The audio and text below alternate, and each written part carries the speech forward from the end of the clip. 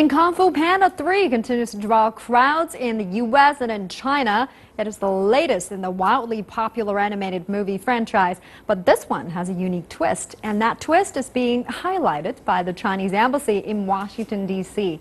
Roy Ruttenberg explains. It was a private screening for a film that's captivated the public on both sides of the Pacific. The third installment in the Kung Fu Panda animation series, and the first film ever to be released simultaneously in the US and in China, in English, I'm looking for my son. And in Mandarin. 我叫李山. You lost your son? Yes. 你找不到儿子了? 是. The film has already proved a box office hit in both countries.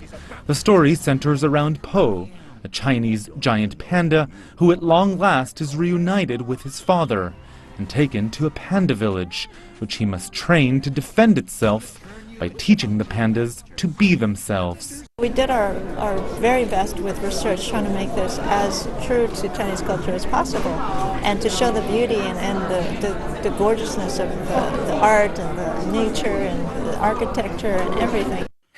I am totally ready for this. You're not thinking straight. I am thinking straight. You're not. To do so, the US team partnered with a Chinese studio and some 200 Chinese artists, and collectively humanized a panda for both cultures. There's something about the eyes that make them look childlike and make their eyes really big, and we just sort of start to relate that to our own little baby humans, and we have that kind of emotional connection to them. The screening was part of Panda Night at the Chinese Embassy in Washington.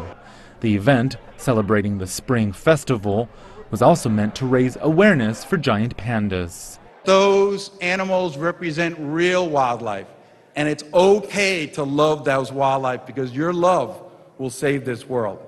Thank you. He hopes the film's success can help drive a new generation to preserve and protect the pandas globally. The film's creative team admits that the film was meant to entertain people of all ages, children and adults. But Chinese officials say because the film bridges a cultural gap between the US and China, it also plays a role in cultural diplomacy. Beijing's top envoy to Washington and the event's host said such films can create a better understanding of China in the US. The panda is a national treasure of China. And of course, it reflects some of the Chinese cultural values. For instance, the real essence, the highest value, the virtue of Kung Fu is not to fight, but to stop fighting. A message that easily translates from animation to real life in any language. Roy Ruttenberg, CCTV in Washington.